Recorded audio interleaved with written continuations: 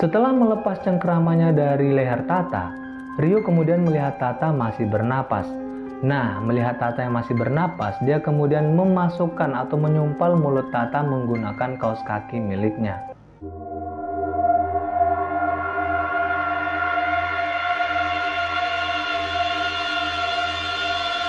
Assalamualaikum warahmatullahi wabarakatuh. Selamat datang kembali di channel Alan Sony 12 dan terima kasih sudah berkunjung ke video ini guys.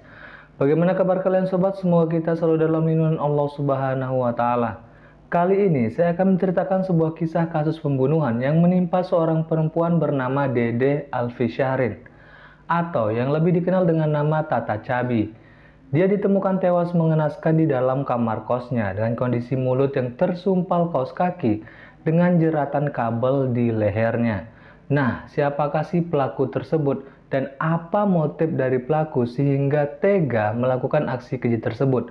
Namun sebelum kita lanjut ke kisahnya, jangan lupa teman-teman dukung terus channel ini dengan cara subscribe dan tekan notifikasi loncengnya supaya teman-teman tidak ketinggalan kisah-kisah menarik atau video-video menarik dari saya.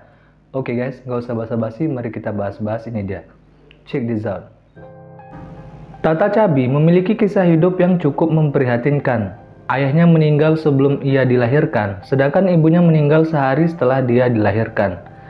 Setelah kedua orang tuanya meninggal, Dede kecil kemudian diasuh oleh bibinya yang tinggal di Purwokerto. Saat Tata lulus SMP, dia pindah ke rumah kakaknya di Bandung, karena pada saat itu bibinya pindah tugas kerja.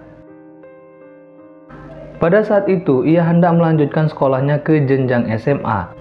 Entah apa alasannya, Tata malah tidak melanjutkan pendidikannya. Dia malah memilih menikah dengan seorang pria yang masih satu kampung dengannya. Dari pernikahannya ini, Tata Cabi dikaruniai seorang anak. Akan tetapi, setelah anaknya lahir, bukannya menambah kebahagiaan, hubungan Tata Cabi dengan suami malah memburuk. Tata dan suami sering terlibat cekcok. Nah, dikarenakan sudah tidak ada kecocokan antara Tata dan suaminya, membuat mereka berdua memutuskan untuk bercerai. Dan anaknya diasuh oleh neneknya, yaitu ibu dari suaminya. Setelah bercerai, Tata jarang sekali menjenguk anaknya. Dia pergi ke Jakarta bekerja banting tulang untuk membiayai kehidupannya sendiri. Dia tidak pernah mau menyusahkan orang lain. Sementara untuk biaya anaknya menjadi tanggung jawab mantan suaminya. Menurut sang kakak, saat remaja, Tata ini dikenal tomboy guys. Bahkan ia pernah memangkas habis rambutnya hingga botak. Dan di kalangan keluarga, Tata juga dikenal sangat tertutup terhadap keluarganya. Sampai dia meninggal, keluarganya tidak mengetahui apa pekerjaan Tata sebenarnya. Karena setiap kali kakaknya bertanya apa pekerjaannya, Tata selalu menjawab dia bekerja sebagai seorang pelayan restoran di Kuningan. Keluarga tidak tahu bahwasanya Tata bekerja sebagai pekerja seks komersial. Ia menjajakan jasanya ini di akun sosial media Twitter miliknya. Sosok Tata memang penuh pesona jika dilihat dari foto-foto yang dipajang di akun Twitter miliknya, @tatacabi. Bodinya tak terlalu bohai, tapi sepertinya ia rajin perawatan. Terlihat dari kulitnya yang putih dan parasnya yang cantik. Tak sedikit foto-fotonya di Twitter mengundang reaksi para lelaki hidung belang. Salah satunya M. Priyo Santoso alias Rio. Rio adalah salah satu pria yang pernah menyewa jasa Tata Cabi. M. Priyo Santoso alias Rio tinggal di Desa Mutiara Baru, Kecamatan Bojonggede, Bogor. Rio bekerja sebagai guru matematika di sebuah bimbingan belajar di Jalan Surya Mandala 1 nomor 9E Kedoya, Jakarta Barat. Saat pembunuhan itu terjadi, Rio sudah mempunyai istri dan anak. Pada saat itu, dia juga baru 1,5 tahun mengajar di tempat tersebut. Di kalangan teman-temannya, Rio dikenal sebagai pribadi yang sangat terbuka. Rio kerap kali bercanda dengan guru-guru lain saat sedang tidak mengajar. Namun di samping itu, ternyata Rio juga dikenal tegas dalam mendisiplinkan anak didiknya. Perkenalan Rio dengan Tata berawal dari sosial media Twitter. Diketahui, Rio sering nge-DM cewek-cewek seksi yang menjajakan jasa pemuas nafsu bagi pria hidung belang di Twitter. Akan tetapi, dari sekian cewek yang dia chat, cuman Tata yang merespon. Rio dengan akun Twitternya @santoso06yoyo diketahui pertama kali berkicau di akun milik Tata pada tanggal 11 Maret 2015. Berlanjut ke Rio yang menghubungi nomor ponsel Tata yang tertaut di akun Twitternya. Dengan mengatakan, "Hai manis, mau BO besok ada slot?" Tata yang mendapatkan pelanggan kemudian merespon chat dari Rio. Mereka berdua kemudian bernegosiasi masalah harga, kapan dan di mana mereka bisa bertemu. Dan tercapailah kesepakatan dengan harga 350.000 per sekali kencan. Dan mereka berdua berjanji bertemu pada tanggal 3 April 2015 di kosan milik Tata di kawasan Tebet. Setelah hari kesepakatan tiba, Tata kemudian menyuruh Rio untuk pergi ke stasiun Tebet. Dan setelah sampai di sana, Tata akan memberikan alamat kosnya. Seperti yang dijanjikan Tata, setelah Rio sampai di stasiun Tebet, Tata kemudian memberikan alamat kosnya kepada Rio. Sesampainya di kos Tata, Tata kemudian mempersilahkan Rio masuk dan menyuruh Rio untuk mandi. Setelah mandi, mereka kemudian melakukan hubungan suami istri. Karena merasa kurang puas dengan yang pertama, seminggu kemudian Rio kembali membooking jasa Tata. Namun pada saat itu, Rio menggunakan nomor baru sehingga dikira pelanggan baru oleh Tata. Dan disepakatilah pertemuan mereka berdua pada tanggal 10 April jam 8 malam seperti saat pertemuan pertama. Sesampainya di kamar kos Tata, ternyata Tata tidak mengenalinya. Tata pun menyuruh Rio melakukan hal-hal yang sama seperti dalam pertemuan pertama. Setelah itu, mereka berdua kemudian melakukan hubungan badan. Namun, di tengah-tengah menuju puncak kenikmatan surgawi, Tata malah melontarkan kata-kata yang membuat Rio emosi dan marah. Pada saat itu, Tata mengomentari masalah bau badan Rio. Selain itu, dia juga menghina masalah fisik Rio, guys. Dengan mengatakan, badan lo kok bau banget sih, udah hitam, lengket, jelek, cepetin deh keluarin.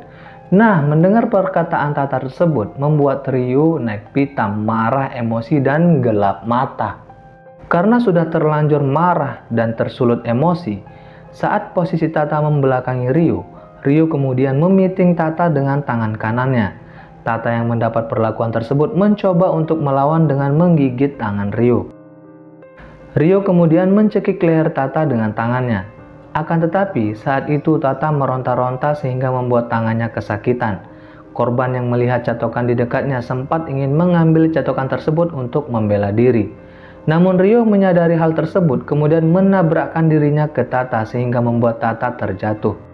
Setelah Tata terjatuh, Rio kemudian mengambil catokan tersebut dan menekan leher Tata dengan kabel catokan rambut hingga lemas. Setelah melepas cengkeramannya dari leher Tata, Rio kemudian melihat Tata masih bernapas.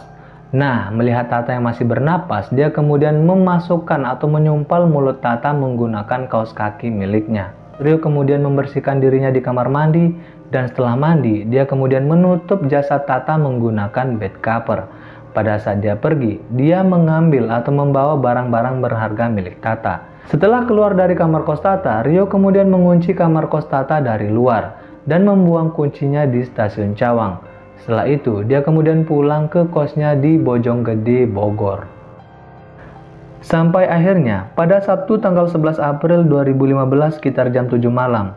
Saat itu, Mang Icang, orang yang biasa membersihkan lingkungan indekos, datang dan menanyakan keberadaan Tata yang saat itu tidak terlihat di sekitar indekos. Dia dan penghuni yang lain mencoba mengetuk pintu kamar kos Tata, namun tidak ada respon. Akhirnya mereka mengambil kunci serep dan ternyata setelah dibuka, Tata sudah tergeletak di lantai dengan pergelangan tangan yang membiru. Mereka pikir Tata pingsan, tapi pas dicek ternyata Tata sudah meninggal. Setelah itu, mereka kemudian melaporkan penemuan tersebut ke kantor polisi dan pada pukul 19.30 akhirnya polisi tiba di TKP dan langsung mengamankan TKP dengan memasang garis polisi. Sementara jenazah Tata dibawa ke Rumah Sakit Cipto Mangunkusumo, Jakarta Pusat untuk dilakukan otopsi. Penemuan mayat Tata kemudian dilaporkan ke keluarga Tata di Depok.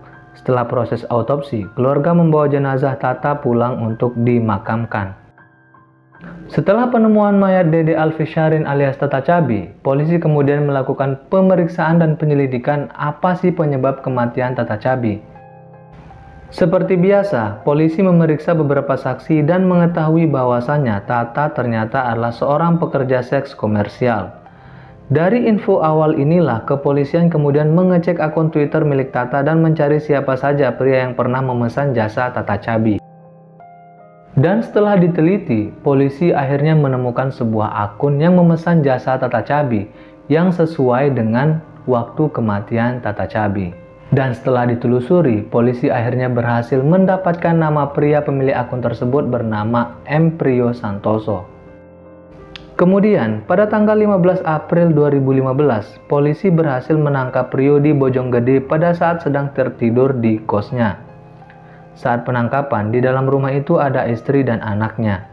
Penangkapan tersebut dilakukan pada pukul 03.30 pagi.